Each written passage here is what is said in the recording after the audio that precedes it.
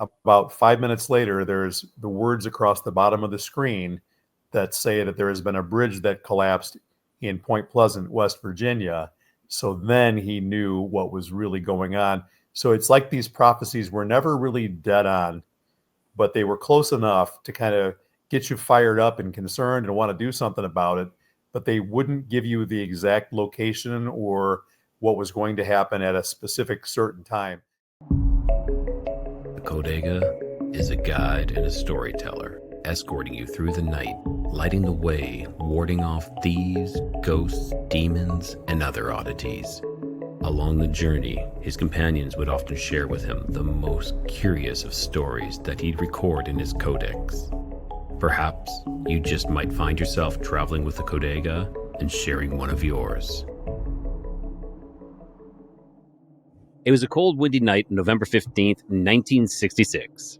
Roger and Linda Scarberry, along with their friends Steve and Mary Millette, were driving near an old abandoned munitions plant just outside of Point Pleasant, West Virginia.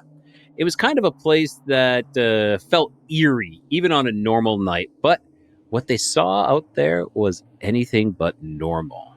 Standing near the road was a figure, tall, nearly 7 feet, with glowing red eyes, staring right at them.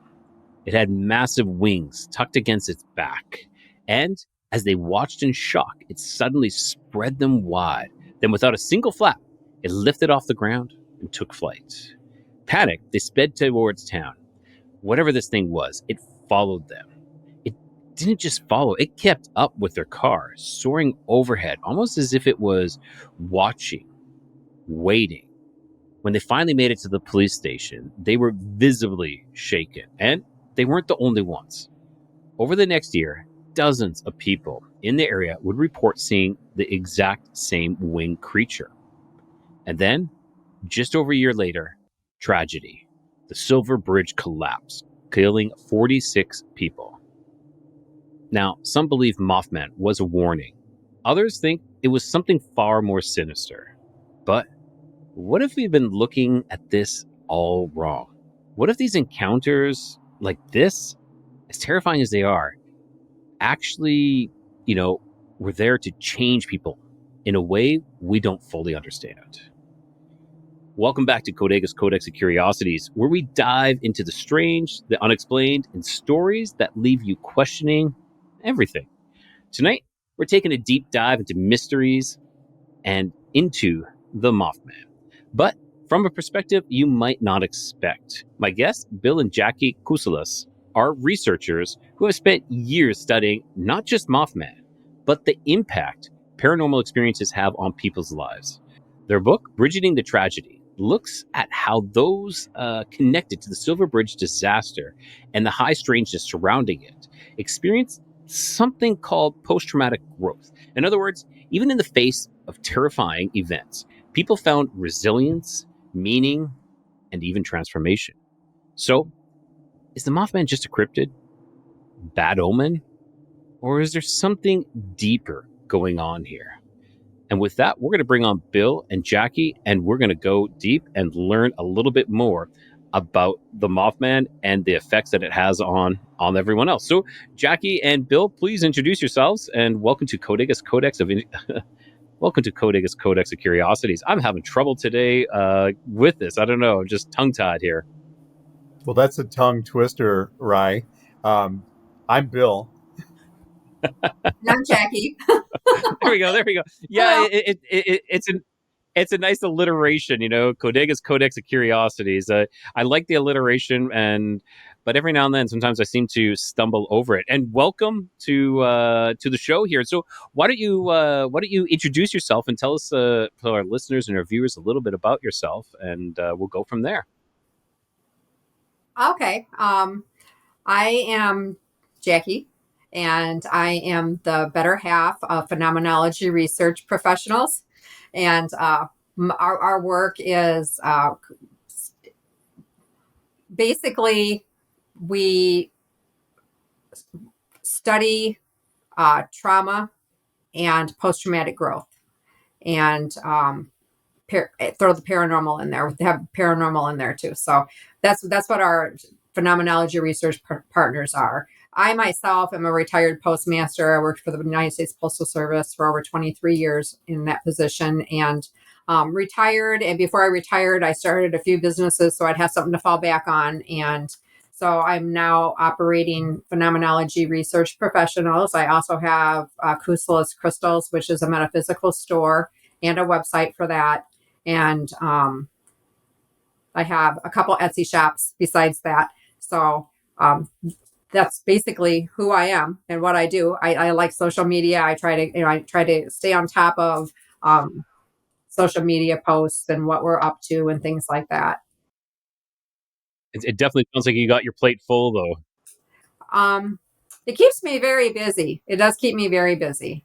Yeah, which is a good thing. It's a good thing because as a postmaster, it's a very busy position. You're constantly running, from one thing to the next. So I could imagine probably even literally running from one thing to another as well. Yes. Awesome. Absolutely. And Bill, tell us a little bit about yourself as well. Sure. Again, thanks for having us, Rye. So, my lifelong interest in the paranormal started when I was about 6 years old, and I wasn't an experiencer. My mom read The Hobbit to me when I was a little kid, so that got me interested in fantasy and science fiction. And then later on, I got more into horror, got into heavy metal music, got into Ronnie James Dio, who is still a hero of mine, and it was all about overcoming difficult circumstances, and that was the way that I'd kind of seen my life growing up as a kid in a single parent household. And long story short, I decided, already having had a good career in technology sales, I was missing something. So in my 40s, I went back to graduate school, and for the next 10 years took one class per quarter until I finally finished with a doctorate in psychology. When I finished that, I took the research ability that I had gained through graduate school, coupled with a passion for paranormal and really the whole Mothman story. And Jackie and I spun up a research plan right after I graduated in 2021 to look at the Silver Bridge disaster, the Mothman phenomena, the UFOs, the things that happened in Point Pleasant, West Virginia in 66 and 67. And we basically went and interviewed 9 different people according to their experiences. Many of them, or should I say, it was 11 different people. 9 had primarily Silver Bridge experience. 2 had off the charts paranormal activity in their lives. But the goal was really, rather than the typical shock value paranormal type stuff, we wanted to focus on the good things that became of the people's lives who experienced this terrible trauma of the Silver Bridge disaster and this mind-bending experience of paranormal activity that took place in the Ohio River Valley in 66 and 67. The book that we wrote about that study is called Bridging the Tragedy, Silver Linings in the Mysterious Ohio River Valley. And I am the junior partner. Jackie is the better half. So I thought I'd kind of tag that in there as well. Fantastic. Now, can I ask a question? So, why the Mothman? What pulled you towards the Mothman? Was there something that you saw, you watched, or was it just resonated with you, or stuck out more than anything else? So when I was really kind of introduced to the Mothman story, I was at a point in my life where I was married the first time and I was already separated from my first wife, but we had decided to rent a movie and she rented Mothman Prophecies, which was really bizarre for her because she's one that doesn't like paranormal stuff at all. So we got this movie and I'd been kind of away from the genre for a while, just, living life and doing things you do in your 30s and so on and so forth. And we watched the movie, and the movie just really kind of spoke to me. I thought it was fascinating. I didn't think it was a spectacular movie, but I thought it was good. And at the end of the movie, when they talked about the Silver Bridge and that this movie was based upon real life events that happened in Point Pleasant, West Virginia in 66 and 67, something about the historical narrative to the movie just really spoke to me. And then over the course of the next couple of years, I purchased John Keel's book, The Mothman Prophecies, loved it, got the audio book, loved it, really started going off the deep end, studying everything I could that John Keel wrote, as well as Gray Barker, who was another contemporary investigator. And I just really got into the whole Mothman mystery. To me, it held that historical significance. The bridge disaster happened in 67. I was born in 67. So there was a little bit of a relationship there. And then just the fact that it was something that happened, that this movie was based on, that really spoke to me. And then the book obviously was based upon what happened in 66 and 67. It just spoke to me like no other paranormal tale ever did. So we, for the next 10 years, really just studied everything we could get our hands on. And in 2016, we went to Point Pleasant the first time, and we met one of the bridge disasters family members. She lost both her first husband and her son in the bridge disaster. We fell in love with this lady. Her name was Carolyn Harris, and we stayed in town for about 5 days. We went to her restaurant every day and just sat down and talked and had drinks, and ate sandwiches and just loved this lady, and went back home into our regular daily lives. And on Christmas Eve, I told Jackie, I said, we should give Carolyn a call. I'd like to write her story. And I was in graduate school then. I was I was deep in dissertation then. So I was like juggling, a full-time career and graduate school as well. And Jackie said, this is Christmas Eve. Why don't you wait till after the first of the year? So that was the plan. The next day, our friend Mark Griffith, who also we met with Carolyn in Point Pleasant, messaged us on Facebook Messenger, told us Carolyn had had a heart attack, and the next day Carolyn died. So we literally went from deciding to write a story about Carolyn to losing her and never being able to see her again. And at first we were devastated. I mean, just crushed by this. But we reached out to Jeff Wamsley, who we had also met, who owns the Mothman Museum and he co-hosted the festival with Carolyn, and just got to kind of know him a little bit better. And long story short, we visited Point Pleasant every year after that and have continued to do so. And we've just kind of become an extension of the whole Mothman genre now by association with all these people in Point Pleasant. So I hope that answered your question. I know I rambled on for a while there. No, that's great. That's fantastic. And it's so sad that she passed away. And it was very synchronistic that you were like, we should call her. Like, and that night then she has this heart attack or a stroke, was it? And then passes away. Like that's really peculiar how that transpired as well.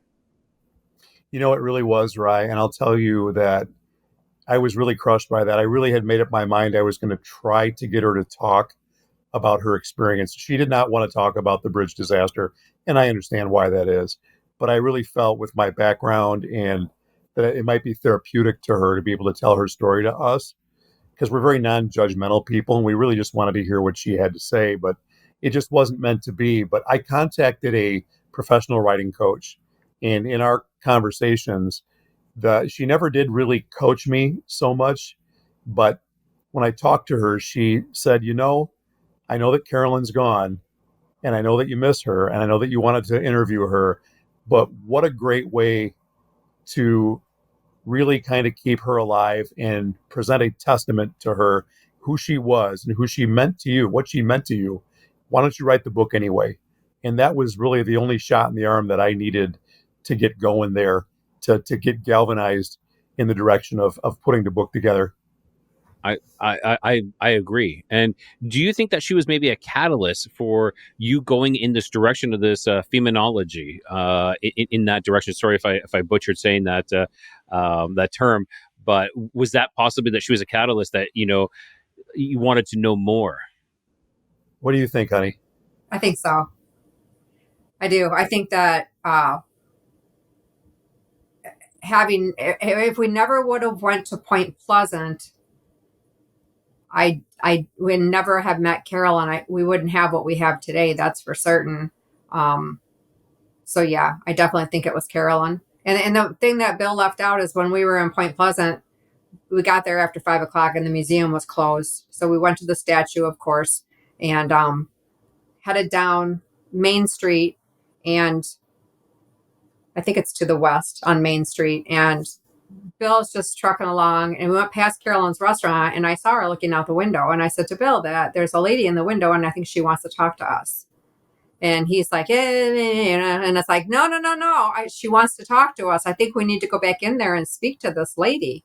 So I think that if I had not had that like psychic connection with her, that what we have now, there would not have been any of it. So that's why I'm the senior partner. No, I'm just kidding.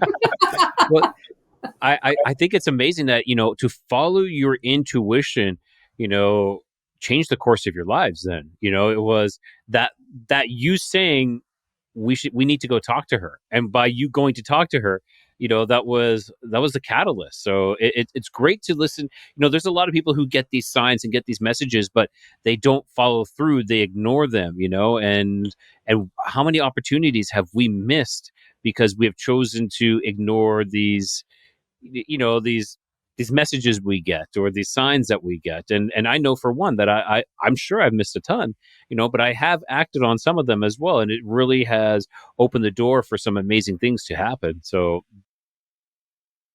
Something else I didn't think about was when Bill said that he wanted to contact Carolyn, and I said, wait till after the holidays. I mean, that could have been another like a psychic connection to her too. I don't know that for a fact because I'm just now thinking of it.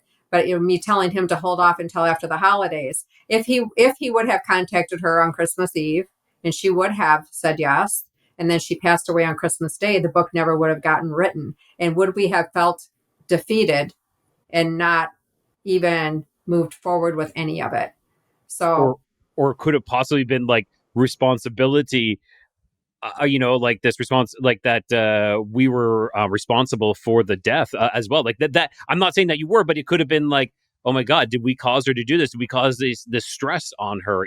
So you're right. You're right. So maybe it was for the best to not contact her. I was like, oh man, that would have been cool to contact her. But now that you've come from that point of view, I can definitely see that. That probably the best that the way things went is the way they were supposed to happen. I'm a Okay. firm believer that everything happens for a reason. And we with Jackie grabbing my arm basically and almost dragging me into Carolyn's restaurant, that was, I mean, it was entering a chapter of what's been almost 10 years now. That's been a totally different trajectory than we would have had that not happen. I mean, Point Pleasant, if we didn't meet Carolyn, if we didn't meet Mark, if we didn't really get to know Jeff like we have, might have very well been a mountaintop type vacation spot. And the next year, we're looking at something else and doing something else and just going about our workaday careers and living life the way we did before.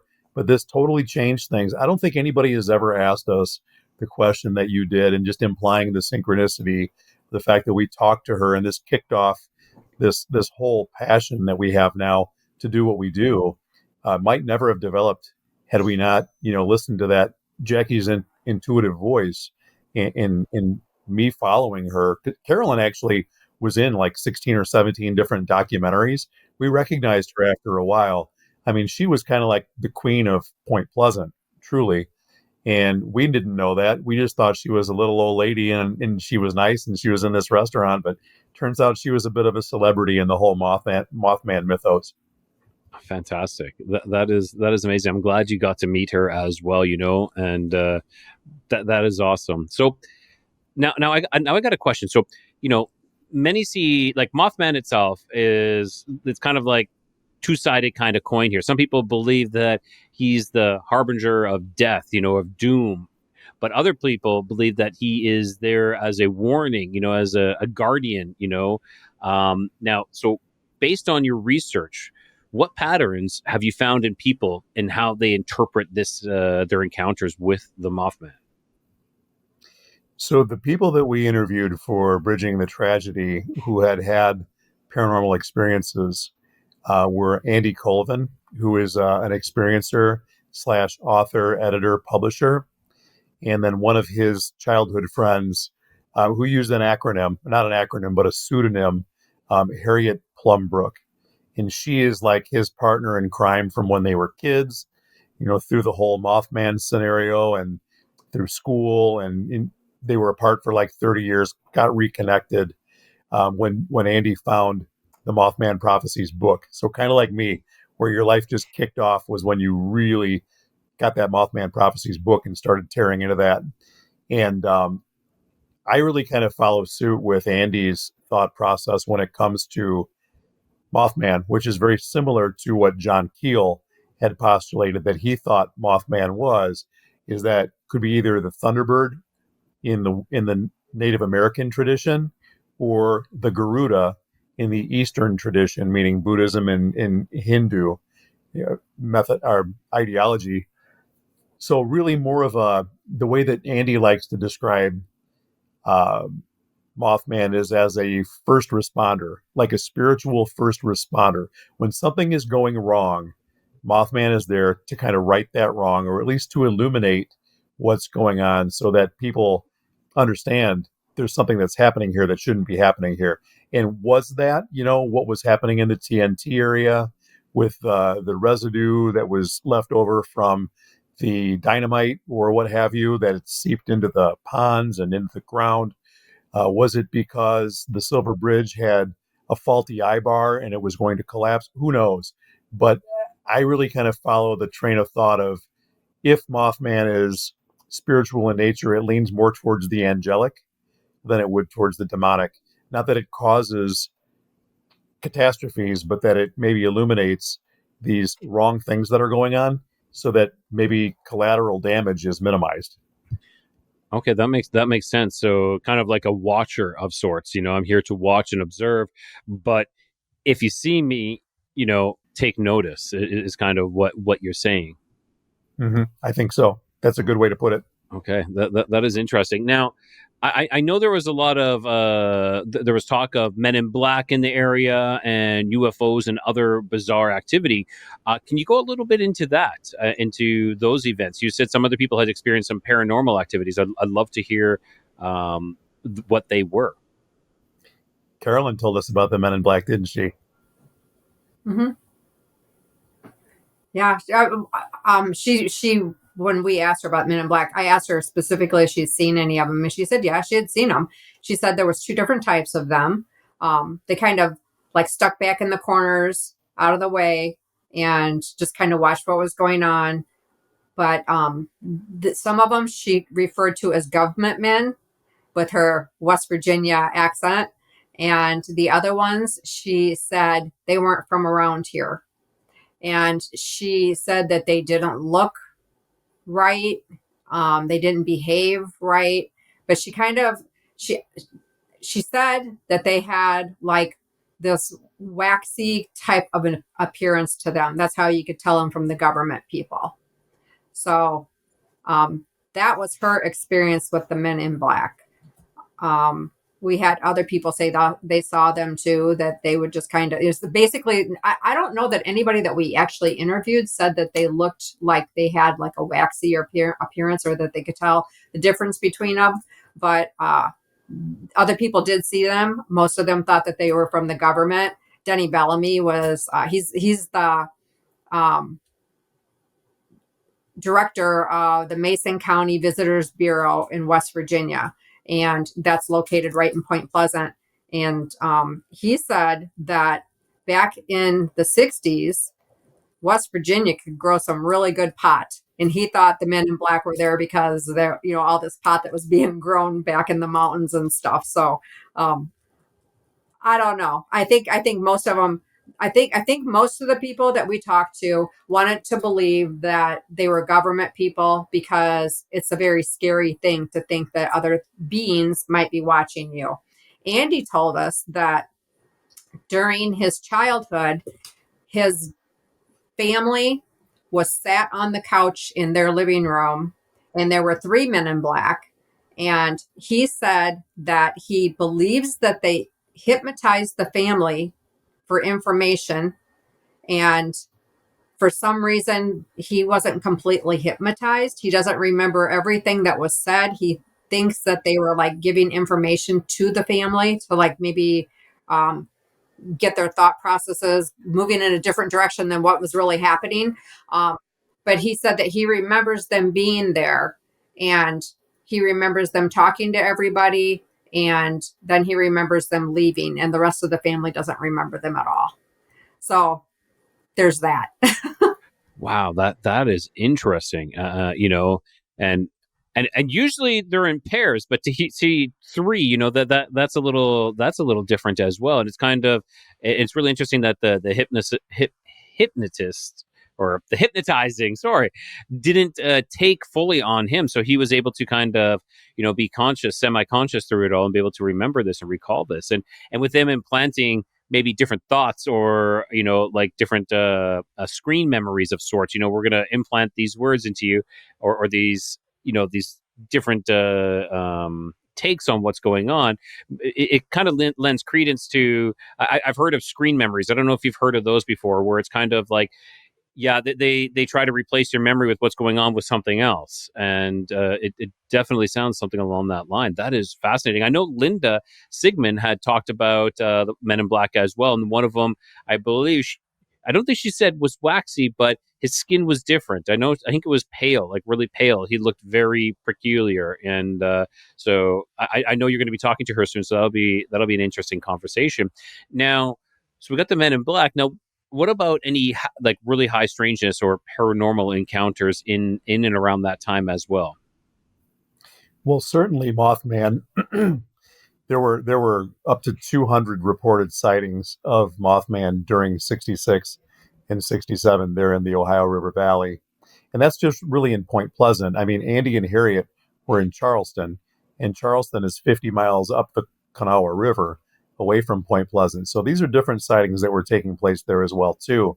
But interestingly enough, I think what a lot of folks may not be aware of who are familiar with Mothman, at least in passing, is that there were as many UFO sightings that took place during 66 and 67 as there were of the Mothman. So Carolyn had told us about the beautiful lights that were in the sky. She said they were not describable. She said we would see beautiful lights pretty much every night, and they were like not on the color spectrum that you and I are familiar with. So they were just bizarre, beautiful, beautiful lights. She also mentioned that she never saw a UFO, but her brother did. There was a UFO that landed right in his yard. So he had seen that happen, and she didn't indicate that he was anybody to make something like this up. So there was that also. But there was also poltergeist activity that was happening in the area at the same time.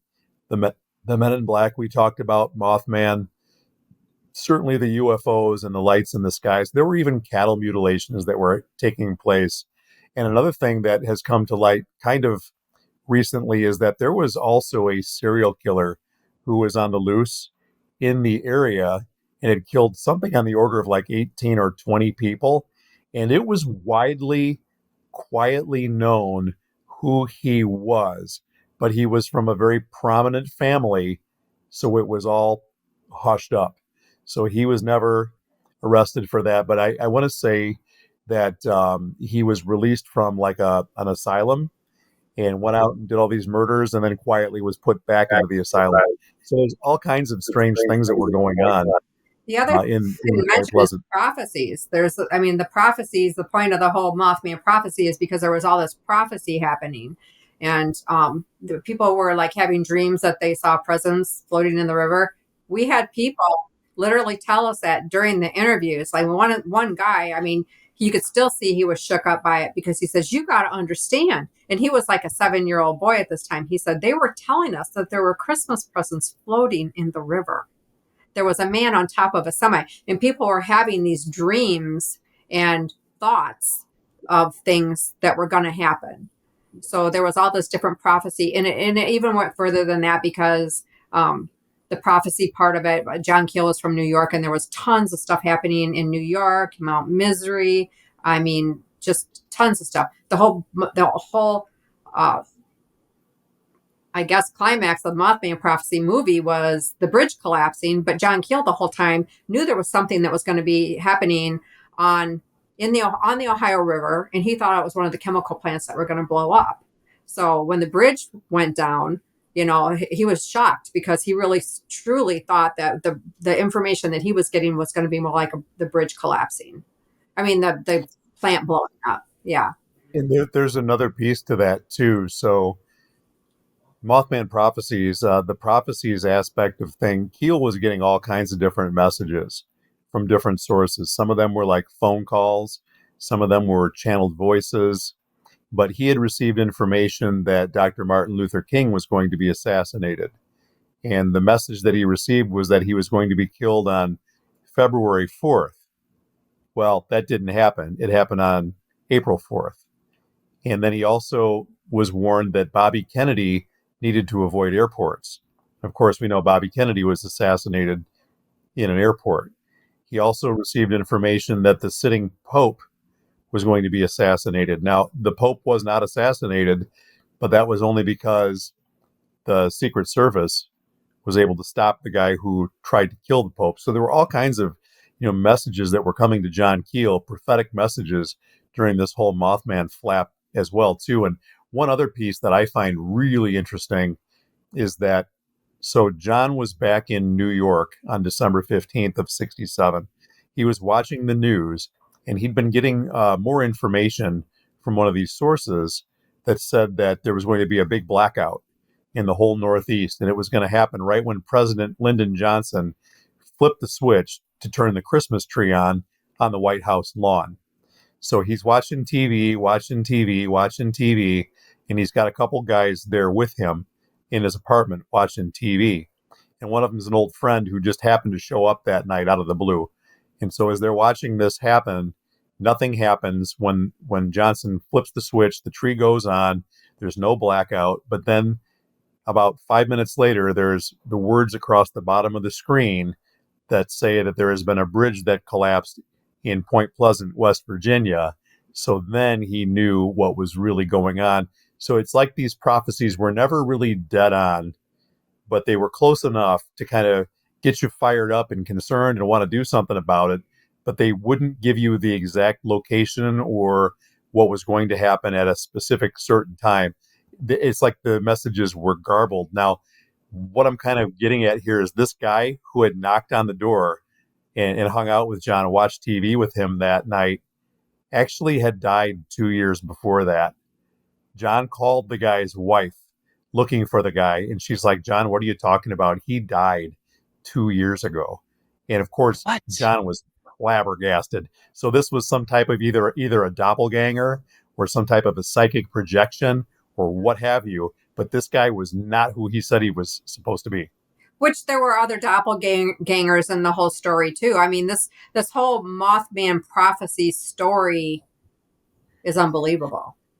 I mean, Mothman's just such a small part of it, but It just goes on and on and on and on. Such a huge. There's this huge web. Everybody hears Mothman and they just think the Mothman, but what you're telling me is there's so much more to this. It's like this web, and it was almost like this interconnection of consciousness, almost of like the super consciousness. People were able to tap in, but they couldn't fully tune in their radios to get the actual message. It was kind of like, okay, we're getting a little bit of this or a little bit of that, and it's like these crossed frequencies almost, in a way that they knew something. John knew something was going to happen, but exactly what it was, you just couldn't nail it down.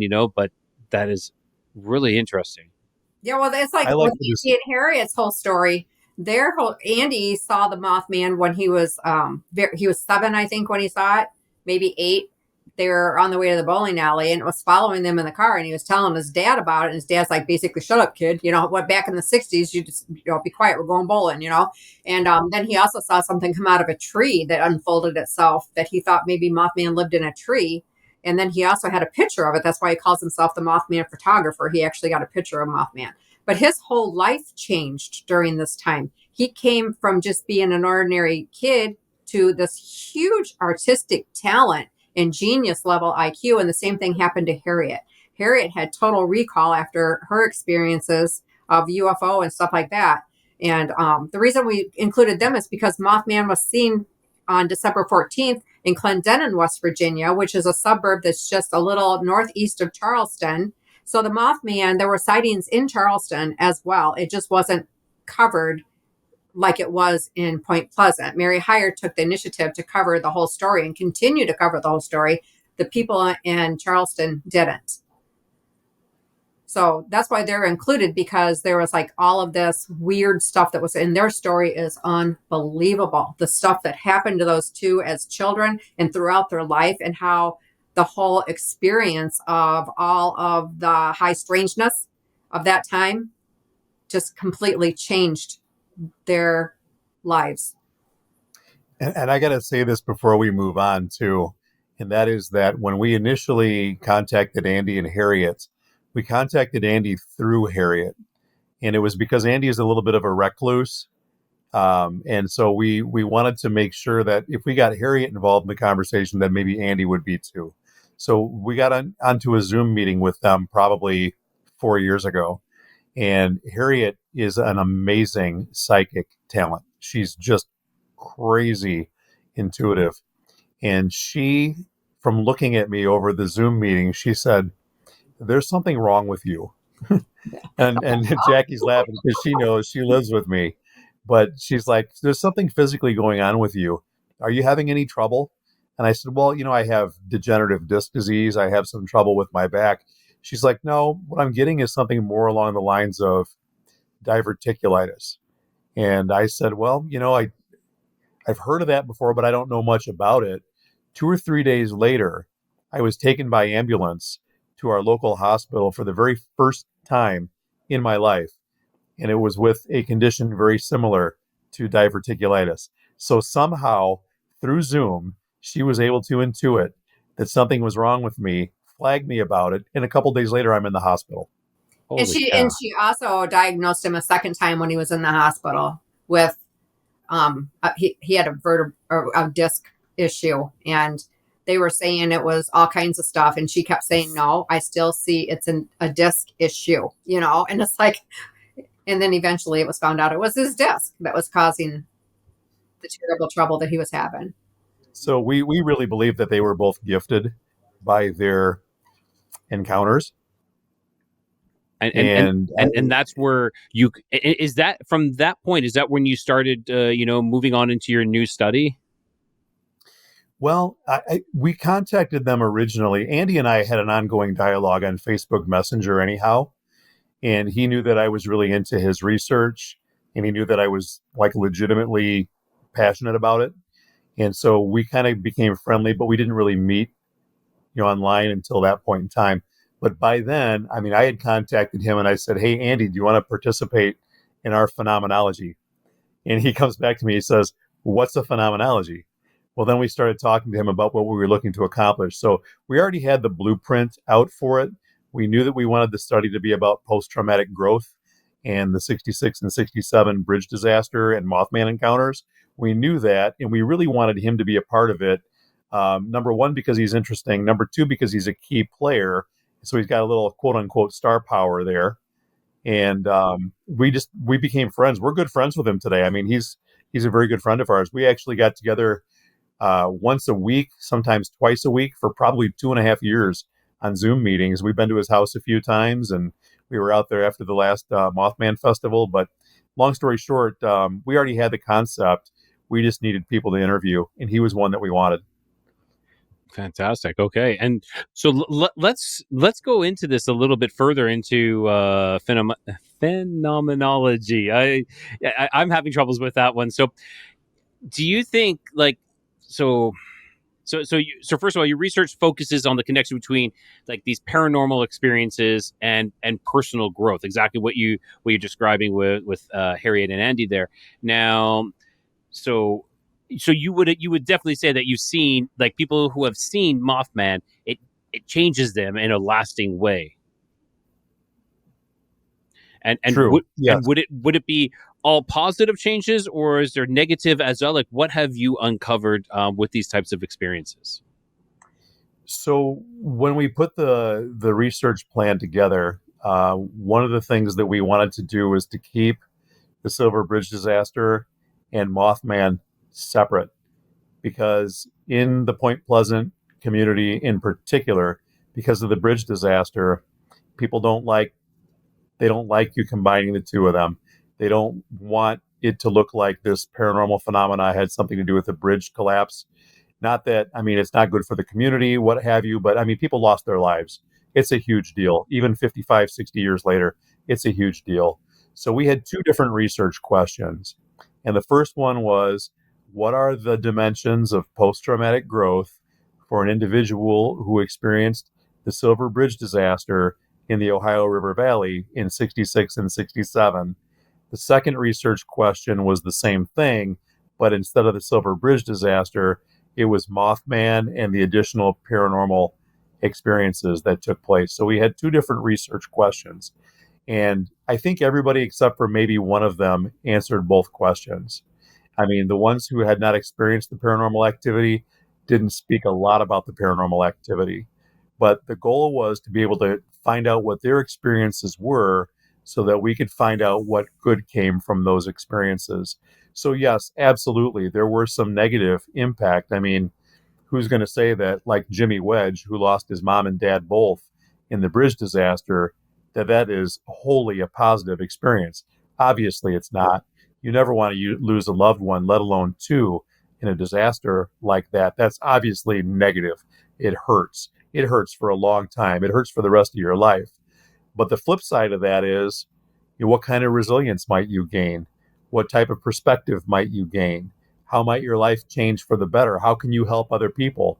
We identified spiritual development across most of the participants. So it was a mixed bag, but really it was largely positive.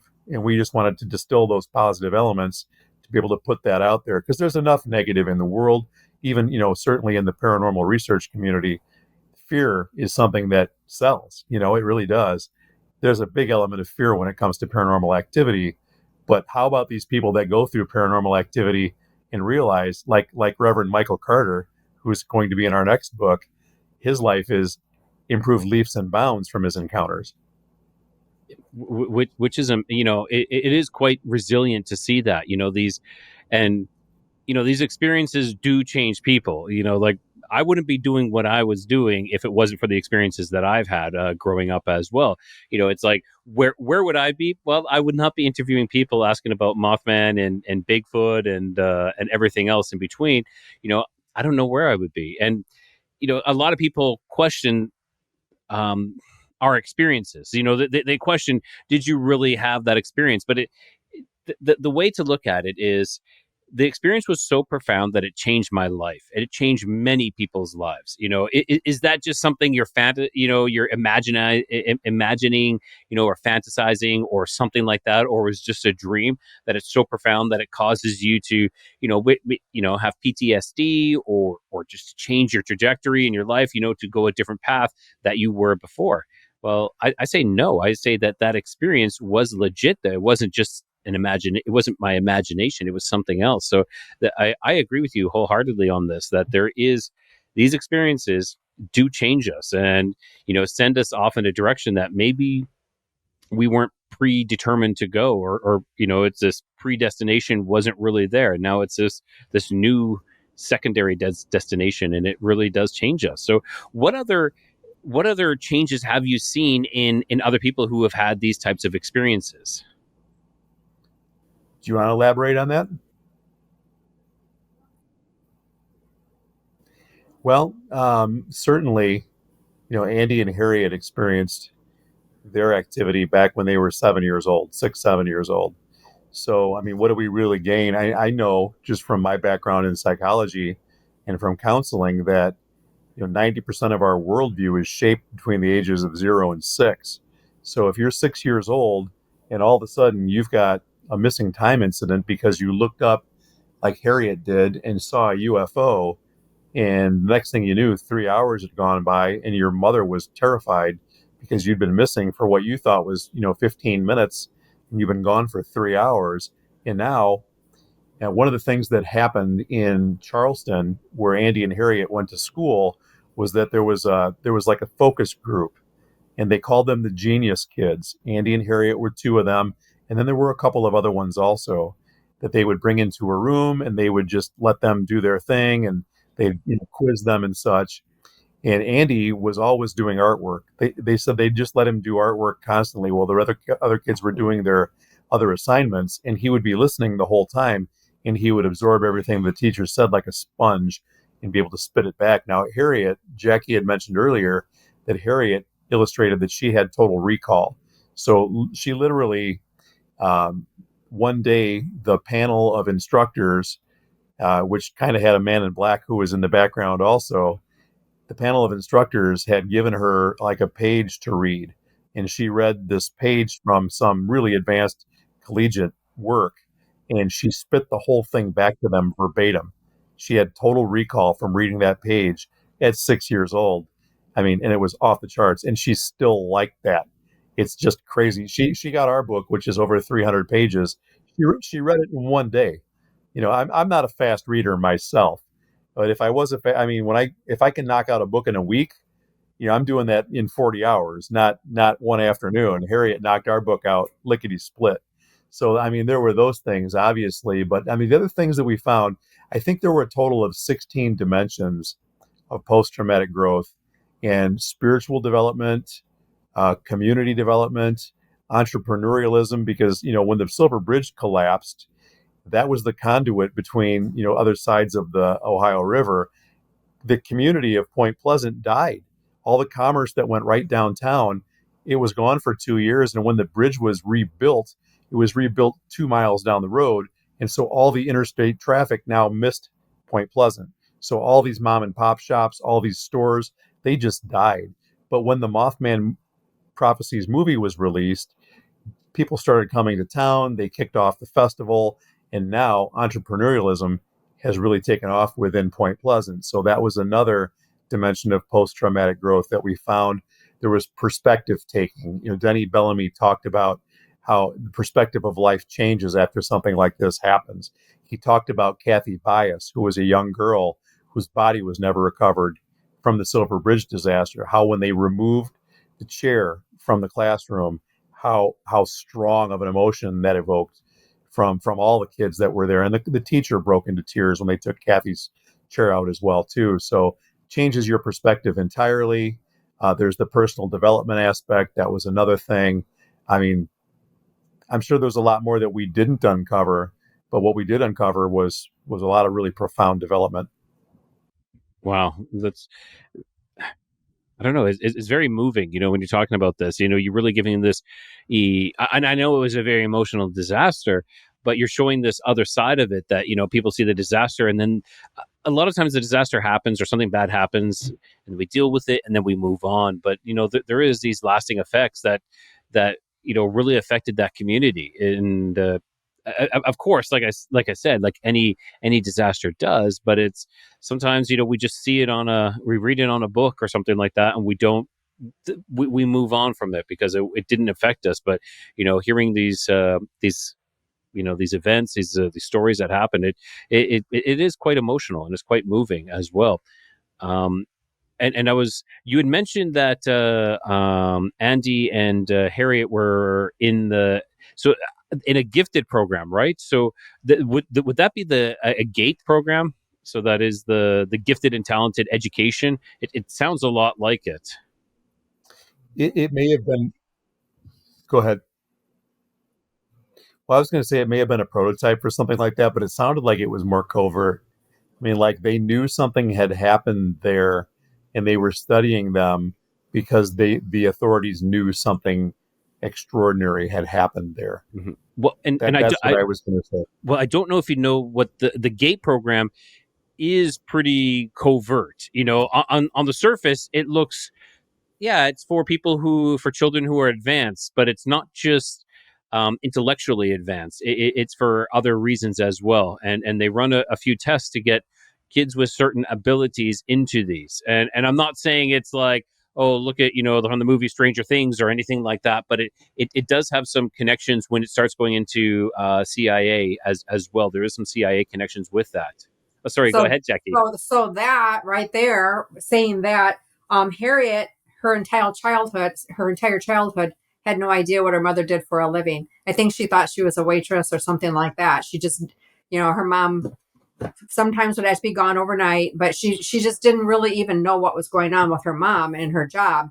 And it wasn't until she was an adult she found out her mother worked for the CIA.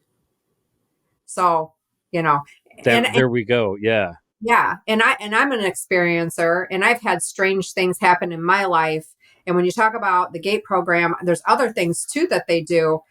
We were on a Zoom meeting one night with Andy and Harriet, and there was a friend of ours that was on with us. And when I was young, I was a single mom. I had 2 children, and I lived in a low income housing development at that time.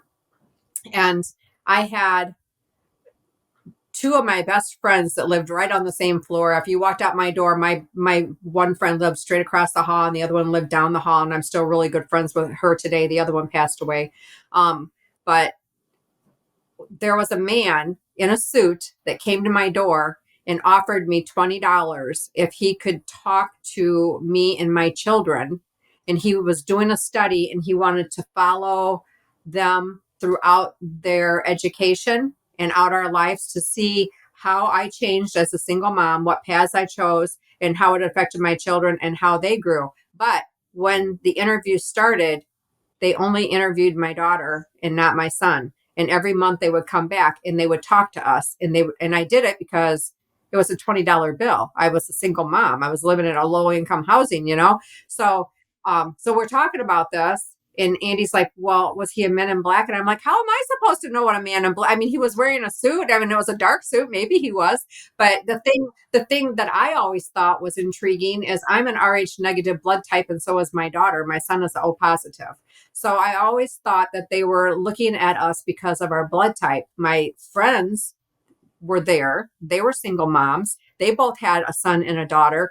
Never once did he knock on their door. He always came back to us, you know? And there was other things that happened. And as we were talking, we were sharing these different stories. And our friend that was on with us said that there was a group that came to the school, and they gave her class students these watches with different buttons on them. And the reason I remember is because I found old notes just late. I've been kind of cleaning up my office, and I found this where they gave her class this watch with buttons on them, and they were supposed to be able to do certain things. And they came back like a week later, and they talked to the kids to see basically what level of an intelligence the child had by using this watch and what they were capable of doing with it. So there is all kinds of stuff that is like covert that we have no clue. And they target different, people. Did they have permission of the parents to go into an Ottawa school and do this with children? They targeted me because I was low income, and I don't know. I never saw any results of the study. And the man just basically disappeared, out of our lives. But it was weird. That is interesting. And sorry, did you say Ottawa? Are you guys located in Canada? No, it was Ottawa, Illinois. We're near Oh, Chicago. Yeah, we actually don't live in Ottawa. She went to school in Ottawa. I was Yeah. like Ottawa. But Okay, that's I was in in Ottawa Canada. today. I wish we There lived in Ottawa, Canada. there we go.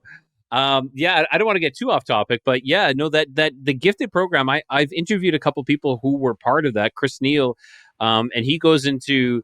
He said that he was developing this psychic ability of his. He was able to predict numbers without a problem. Like and he was able just predict all these numbers in a row and never have an issue with it. And then of course, like he said, it's kind of like a muscle. When he stopped using it, stopped doing it, and then it kind of went away. And then I have another interview with a gentleman who was working in Antarctica, Eric Hecker, and he definitely part of the gifted program as well. So it's really a fascinating thing where it's like they kind of take these people out, and they do develop into these different. They end up. What I find is that these people end up standing out one way or the other, and it's kind of funny. You're saying Andy is like a recluse. Well, Chris is like a recluse as well. He is a homesteader. He kind of isolates himself from the world, but he is a very brilliant man. And yeah, it's really really interesting what some of these experiences have done to us and have transformed us. Yeah, I would have loved to have been part of that program, honestly, because I mean, of all of the different things, I mean, as you get older, and like you said, once you become an experiencer, and I was at a very, very young age, and things happen throughout my entire life up to still now. Like last week, a rolling pin came flying off my counter. My sister never, I mean, she woke up the same time I did, saw Jesus at the end of the hall. She saw all this stuff when we were little kids. She saw the heads on the dresser, but she still doesn't believe it, you know? So she's sitting in my living room and I'm working at the sink and this rolling pin goes crashing on the floor. And she's like, what was that? And I said, I don't know. It just got shoved right off the counter. And she goes, well, it rolled off. I said, it didn't roll off because I have it positioned like this and it flew off. And I'm like, it was probably Mom or Tom, you know, our brothers that are, my mom and dad brother are deceased.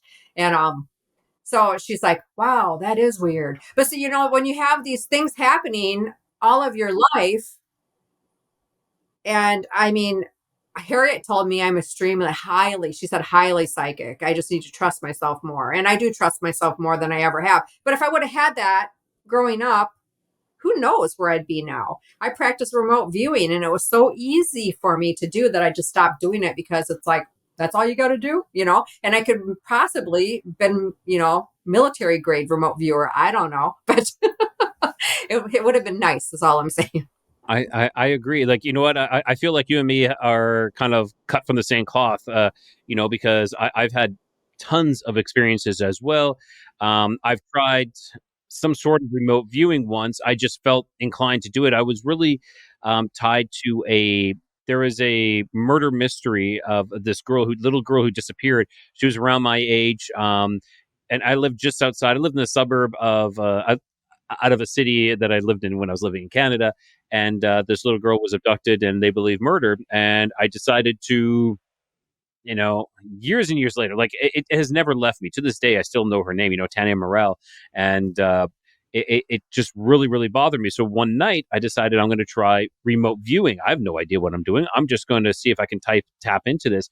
And I came up with some pretty graphic, disturbing things. And I'm like, well, how do I prove, you know, how do I vet that this is exactly what had happened or something? So I actually reached out to an investigative journalist who was really tied, like really connected to this case. And so I said, hey, I'm not sure if you're interested in any of this, but I'm not saying I'm psychic, but I had some, you know, I saw some things and I started talking to him about it. And he was able to confirm a lot of things for the very reason that some of the stuff they weren't able to put things into the newspaper. And he was able to confirm exactly the person that I saw, the car that I saw that she was put into, and everything. And like, you know, this was a family friend. They actually believed that this was 100% a family friend as well. And I picked burial site and also the body was moved to a different site as well. So Wow. it was really disturbing, very emotionally disturbing, but also kind of like maybe I can help. Yeah. Yeah. That's really something. Well, sorry, I don't want to get off topic of you guys. You know, I've kind of stolen of talking about all this, but you know, so I like that you guys are doing this scientific approach, you know, and trying to, you know, come at it at a different angle from something that not many other people have. And do you like, how is that for you? Do you find it a little, I don't know where I'm going with this question, but I'd like to know a little bit more. Like, how does it feel like when you're talking with these people and you're getting this information? What are you planning to do with this information? Like, what are you trying to build up with this? I'm very interested in that. So for our current project, what we're hoping to do, and I've talked to Bill about this now because I think we want to keep interviewing people because it's also fascinating, and then maybe start grouping them into similar experiences so that when we do put a book out, it's a person that has had an alien abduction or they just saw a UFO or whatever, and they're traumatized by it. And here's this book all about it. And there's these witnesses that are speaking about it in this book. And maybe that book can help them to navigate how to get through it and see that on the other side of it, there is hope and there is healing and that you can grow and benefit and become productive from it.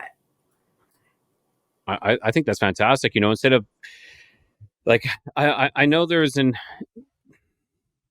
lot of people who are like, I guess in a way we're all kind of a victim, but it's not to like revolve your life about being the victim, but using that experience to move forward and to grow with it as well. Instead of I'll say my mom for one thing, you know, like experiences she's had, she's never able to she just focuses on the experience itself and never been able to grow from it. And I believe that is really an issue for a lot of people. Whereas myself, I've had these experiences, and yeah, they've affected my life greatly, but I chose to go a different path. I chose to not be afraid anymore of some of these instances. Like it's, I was being traumatized as as a kid and as a young adult as well. And it's kind of like, no, I'm not going to let that happen anymore, because I want to be in control, and I'm not going to let these things or whatever it is, control my life. And so I need to take that back. I need to take that control back. And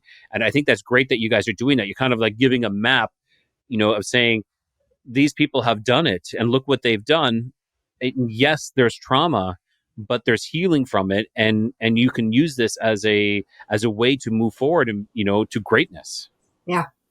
Yeah. One of the most validating things I think that we've experienced as a result of doing the first book, and certainly working on the next one as well, was there was a young man who interviewed us a couple years ago for his podcast, and he was dating our physician, and she had said, "Hey, would you be interested in doing a podcast with James?" And we said, "Sure, let's do that." So we did that with him, and he read Bridging the Tragedy, and he said, I don't normally interview people along paranormal topics. That's just not what I usually do.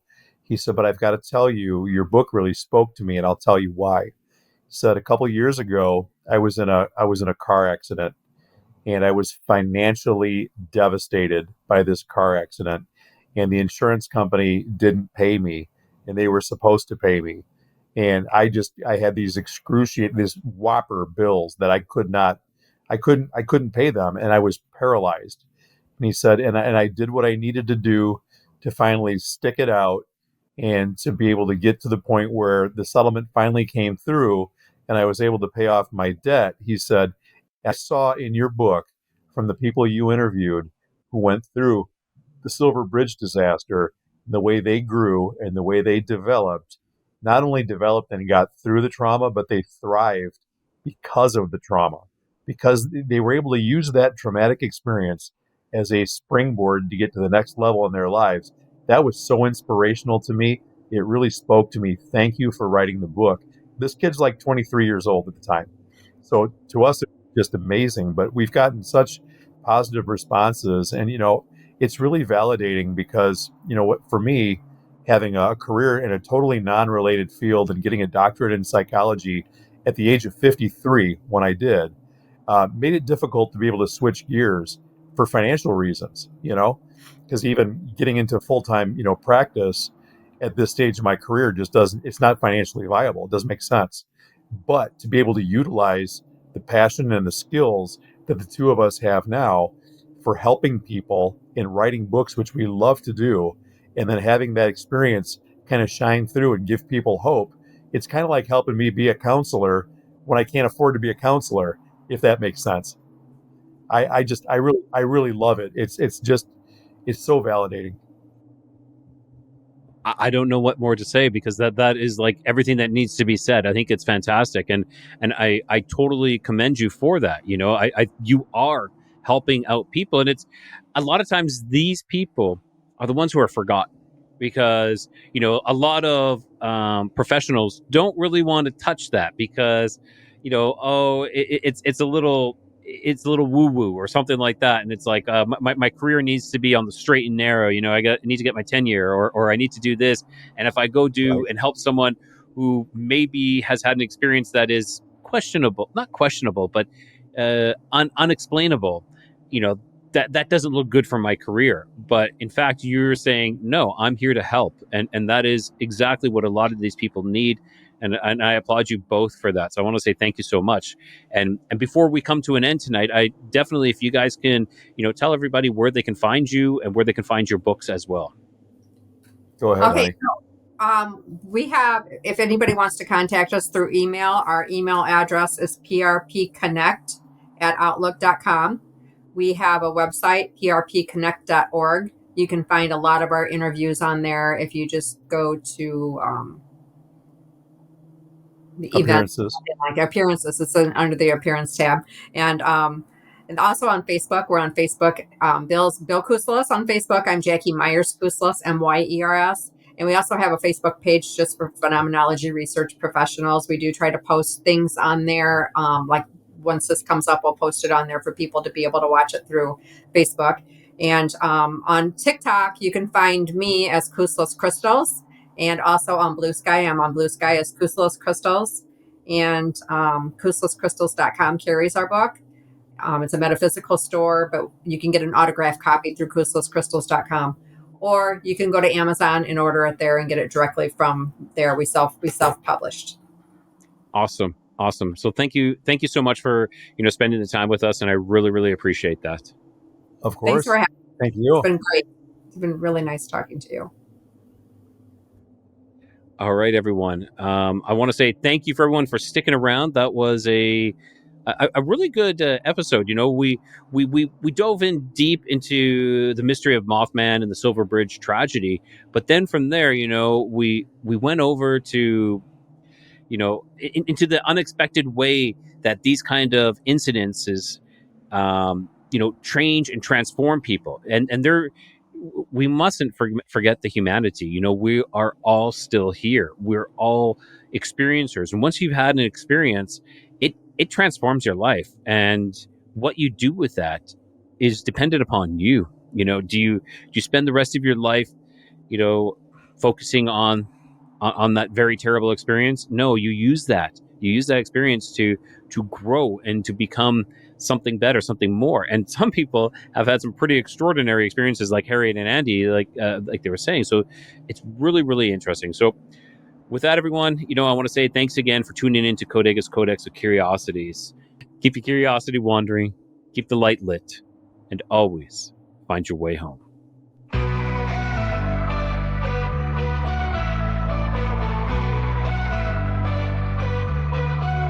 Beneath the stars where shadows grow, the Nephilim's echoes whisper low. Bigfoot roams through the forest deep, and Dogman prowls where the brave won't sleep. Across lost history we wonder why, seeking the truth that time tried to hide. Keep your curiosities wandering and the light lit. Through the darkness, don't ever quit.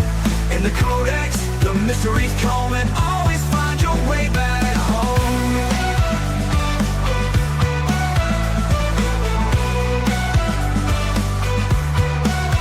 UFOs streak through the velvet skies. Aliens watch with unblinking eyes. The paranormal hums where silence breaks. In the void of secrets, a lantern wakes. Through hidden realms and stories untold, the Codex flame is a light to hold. Keep your curiosities wandering and the light lit. Through the darkness, don't ever quit. In the Codex, the mysteries come, and always find your way back home.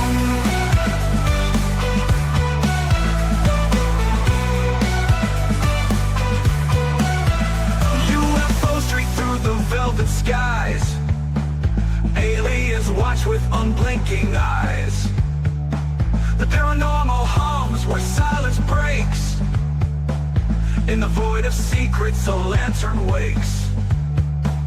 Through hidden realms and stories untold, the Codex flame is a light to hold. Keep your curiosities wandering and the light lit. Through the darkness, don't ever quit. In the Codex, the mysteries come, and always find your way back home.